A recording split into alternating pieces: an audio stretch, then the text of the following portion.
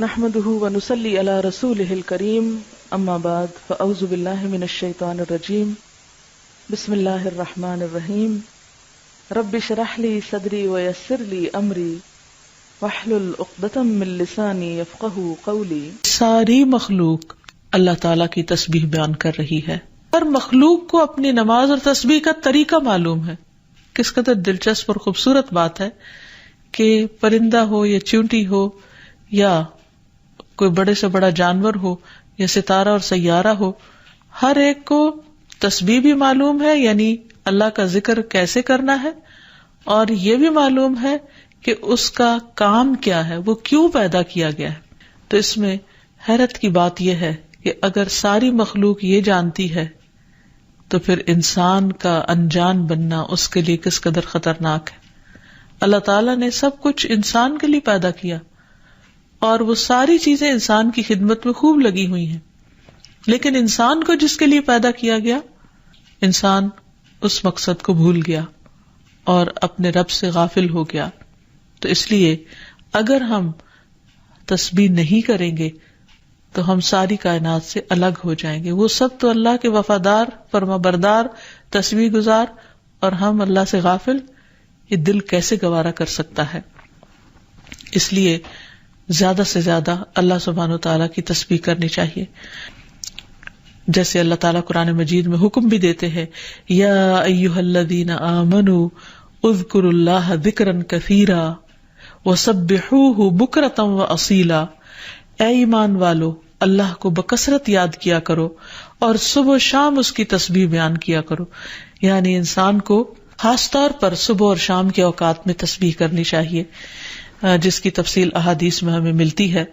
رسول اللہ صلی اللہ علیہ وسلم خود بھی کثرت کے ساتھ سبحان اللہ و بحمدہ استغفر اللہ و اتوب الیہ کثرت سے پڑھا کرتے تھے کہ پاک ہے اللہ، اور اس کی تعریف کے ساتھ، اور میں اللہ تعالیٰ سے بخشش طلب کرتا ہوں اور میں اس کی طرف توبہ کرتا ہوں. پھر اسی طرح یہ ہے کہ انسان کو صبح و شام سبحان اللہ و بحمدہ کی تسبیح کرنی چاہیے.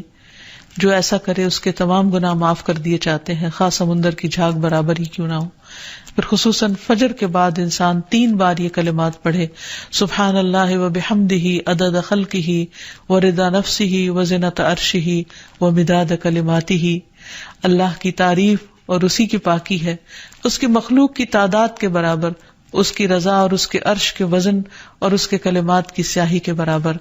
یعنی اللہ سبحانہ و تعالیٰ کی تعریف ہر چیز سے زیادہ. پھر اسی طرح یہ ہے کہ فجر کے بعد اور عصر کے بعد خصوصی طور پر تسبیح کا وقت ہوتا ہے اور ساری مخلوق اس وقت تسبیح میں مشغول ہوتی ہے. پھر رکوع اور سجدوں میں اللہ تعالیٰ کی تسبیح بیان کرنی چاہیے. نماز کے بعد تسبیحات فاطمہ پڑھنی چاہیے. سوتے وقت وہ تسبیحات پڑھنی چاہیے جو نبی صلی اللہ علیہ وسلم نے حضرت فاطمہ کو سکھائی تھی. پھر اسی طرح نبی صلی اللہ علیہ وسلم رات کو جب تک نیند نہیں آتی تھی مسلسل تسبیح کرتے رہتے تھے. پھر اسی طرح قرآن مجید پڑھتے ہوئے جو آیات آپ کو خوش کرتی ان پر آپ اللہ سبحانہ وتعالیٰ کی تسبیح بیان کرتے.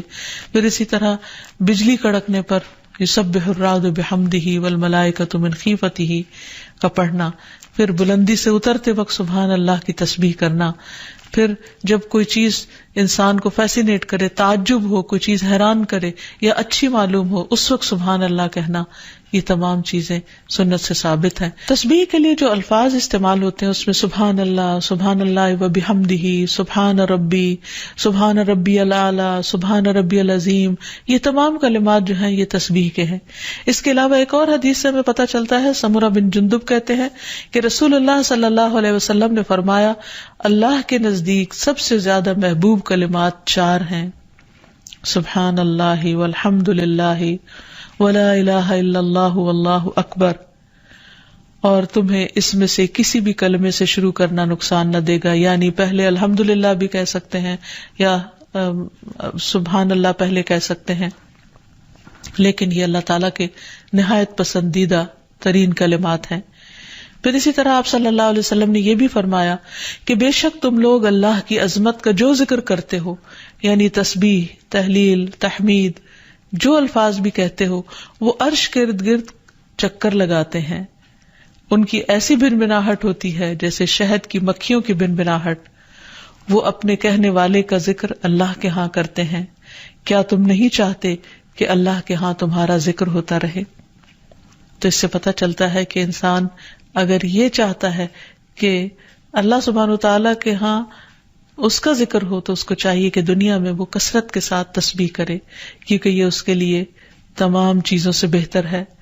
تسبیحات کا پڑھنا تمام چیزوں سے بہتر ہے. ابو ہریرہ کی روایت میں آتا ہے کہ رسول اللہ صلی اللہ علیہ وسلم نے فرمایا، سبحان اللہ والحمد للہ ولا الہ الا اللہ واللہ اکبر، کہ اللہ پاک ہے اور سب تعریفیں اسی کے لیے ہیں، اللہ کے سوا کوئی معبود نہیں اور اللہ سب سے بڑا ہے. یہ کہنا میرے نزدیک ہر اس چیز سے محبوب ہے جس پر سورج طلوع ہو، یعنی بڑے بڑے سونے چاندی کے ڈھیر سے بھی زیادہ پسندیدہ تھا نبی صلی اللہ علیہ وسلم کے نزدیک ان کلمات کا ذکر کرنا، ورد کرتے رہنا. پھر اسی طرح یہ کلمات جو زبان پر بہت ہلکے ہیں اور میزان میں بہت بھاری ہیں اور الرحمن کو بہت ہی پیارے ہیں، وہ ہے سبحان اللہ و بحمدہ سبحان اللہ العظیم. پھر ایک بار تسبیح پڑھنے سے زمین و آسمان بھر جاتا ہے. رسول اللہ صلی اللہ علیہ وسلم نے فرمایا، طہارت نصف ایمان کے برابر ہے اور الحمدللہ کہنا میزان کو بھر دیتا ہے. سبحان اللہ اور الحمدللہ کہنے سے زمین و آسمان کے درمیانی فضا بھر جاتی ہے، یعنی کتنا فاصلہ ہے زمین و آسمان کے بیچ کا. لیکن انسان کیا اس کے لیے بھی اس کو کچھ مشکل ہے کہ اللہ سبحانہ و تعالیٰ کی محبت کے ساتھ پاکی بیان کرے اور تسبیح کرے، جس کا ریوارڈ اتنا بڑا ہے اس کے لیے. آج دنیا میں انسان کو وہ نظر نہیں آتا، لیکن کل قیامت کو انسان ایک ایک نیکی کا محتاج ہوگا تو وہاں اس کو اس کی قدر آئے گی. اس لیے بہتر ہے کہ آج اپنے لیے انسان ذخیرہ اور سرمایہ اکٹھا کر لے. پھر اسی طرح انسان جب تسبیح کرتا ہے تو اس کے گناہ بھی مٹتے ہیں، یعنی ایک طرف اس کی نیکیوں میں اضافہ ہوتا ہے اور دوسری طرف اس کے گناہوں کو جھاڑنے کا ذریعہ بنتا ہے. انس رضی اللہ عنہ کہتے ہیں کہ رسول اللہ صلی اللہ علیہ وسلم ایک ایسے درخت کے پاس سے گزرے جس کے پتے سوکھ چکے تھے. آپ نے اس پر لاٹھی ماری تو اس کے پتے جھڑنے لگے. پھر آپ نے فرمایا، الحمدللہ وسبحان اللہ ولا الہ الا اللہ واللہ اکبر سے اسی طرح گناہ جھڑتے ہیں جس طرح اس درخت کے پتے جھڑے ہیں. پھر اسی طرح یہ 100 اونٹوں سے افضل عمل ہے. نبی صلی اللہ علیہ وسلم نے فرمایا، جس نے سورج طلوع ہونے اور اس کے غروب ہونے سے قبل 100 بار سبحان اللہ کہا تو یہ اس کے لیے 100 اونٹوں سے بہتر ہے. یعنی اتنی بڑی کمائی اور نیکیوں کا اتنا بڑا ذخیرہ ہے. پھر اسی طرح تسبیح کے کچھ اور کلمات ہیں کہ جن سے آسمان کے دروازے کھل جاتے ہیں. ابن عمر کہتے ہیں کہ ہم رسول اللہ صلی اللہ علیہ وسلم کے ساتھ نماز پڑھ رہے تھے کہ جماعت میں سے ایک آدمی نے کہا، اللہ اکبر کبیرہ والحمد للہ کثیرا وسبحان اللہ بکرۃ واصیلا. تو رسول اللہ صلی اللہ علیہ وسلم نے فرمایا، اس طرح کے کلمات کہنے والا کون ہے؟ جماعت میں سے ایک آدمی نے عرض کیا، اے اللہ کے رسول میں ہوں. آپ نے فرمایا کہ مجھے تعجب ہوا کہ اس کے لیے آسمان کے دروازے کھولے گئے. ابن عمر فرماتے ہیں کہ میں نے ان کلمات کو پھر کبھی نہیں چھوڑا جب سے اس کے بارے میں نے رسول اللہ صلی اللہ علیہ وسلم کو یہ فرماتے ہوئے سنا، کیا کہ اس شخص کے لیے آسمان کے دروازے کھول دیے گئے، یعنی ان کلمات کے پڑھنے کی وجہ سے. پھر تسبیحات کا پڑھنا جنت میں درخت لگانے کا سبب بنتا ہے. پھر اسی طرح انسان کے تمام جوڑوں کا صدقہ ہر روز اس پر واجب ہو جاتا ہے اور یہ تسبیحات اس کے لیے ہر جوڑ سے صدقے کا باعث بنتی ہیں. پھر یہ ہے کہ تسبیحات عمر میں اضافے کا ذریعہ بھی بنتی ہیں. نبی صلی اللہ علیہ وسلم نے فرمایا، اللہ کے نزدیک اس مومن سے افضل کوئی نہیں جسے حالت اسلام میں لمبی عمر دی گئی ہو اس کی تسبیح و تکبیر اور تحلیل کی وجہ سے. پھر اسی طرح انسان کے لیے یہ تسبیحات محرومی سے بچاؤ کا ذریعہ بھی ہیں. رسول اللہ صلی اللہ علیہ وسلم نے فرمایا، کچھ دعائیں ایسی ہیں جن کو 100 مرتبہ پڑھنے والا کبھی محروم نہیں ہوتا. سبحان اللہ والحمد للہ ولا الہ الا اللہ واللہ اکبر. یعنی جب انسان کو کوئی حاجت ہو، کوئی ضرورت ہو، کوئی مشکل ہو، کوئی پریشانی ہو تو اللہ سبحانہ وتعالیٰ کا ان الفاظ کے ساتھ ذکر کرنا شروع کر دے، تسبیح کرنا شروع کر دے، کیونکہ یہ باقی رہنے والی نیکیاں ہیں اور دنیا میں بھی انسان کو فائدہ دیتی ہیں اور آخرت میں بھی انسان کے لیے آگ سے بچاؤ کا ذریعہ ہے. حدیث میں آتا ہے رسول اللہ صلی اللہ علیہ وسلم نے فرمایا اپنا بچاؤ حاصل کر لو. صحابہ نے عرض کیا اللہ کے رسول کیا دشمن آ گیا؟ آپ نے فرمایا نہیں، لیکن جہنم سے تمہارا بچاؤ سبحان اللہ والحمد للہ ولا الہ الا اللہ واللہ اکبر سے ہے، اور یہی کلمات باقیات صالحات ہیں. پھر اسی طرح دل کی گھٹن اور سینے کی تنگی کا علاج بھی تسبیح میں ہے. پریشانی، ڈر اور خوف کو دور کرنے کا ذریعہ بھی تسبیحات ہیں. تو ہر موقع کی مناسبت سے انسان کو تسبیح کرتے رہنا چاہیے.